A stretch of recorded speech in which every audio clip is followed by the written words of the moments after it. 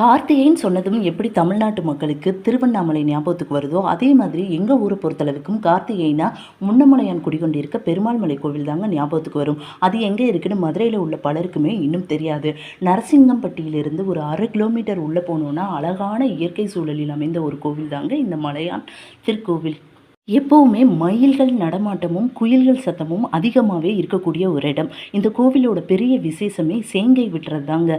அருகில் உள்ள ஒரு குளத்திலிருந்து மணலை அள்ளி அங்கே சேங்கை வெட்டுவாங்க. அந்த மணலை ஒரு கோபுரமாக காட்சியளிக்கும். இப்போ நீங்கள் பார்த்துட்டு இருக்கீங்க இல்லையா, இவ்வளோ கூட்டம் கார்த்திகை அன்னைக்கு மிக சிறப்பாக இருக்குங்க.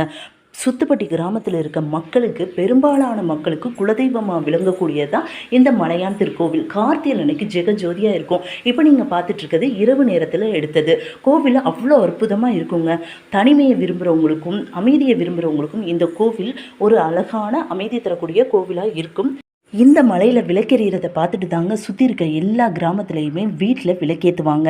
இந்த கோவிலில் நீங்கள் வேண்டுற விஷயம் கண்டிப்பாக நடக்கும். என்னோட குலதெய்வமே இந்த கோவில் தாங்க. நிச்சயமாக உங்களுடைய வேண்டுதல்கள் அனைத்தும் நடக்கும். அதனால் இந்த கோவிலுக்கு ஒரு முறை விசிட் பண்ணுங்கள். அனைவருக்கும் தீபத் திருநாள் நல்வாழ்த்துக்கள்.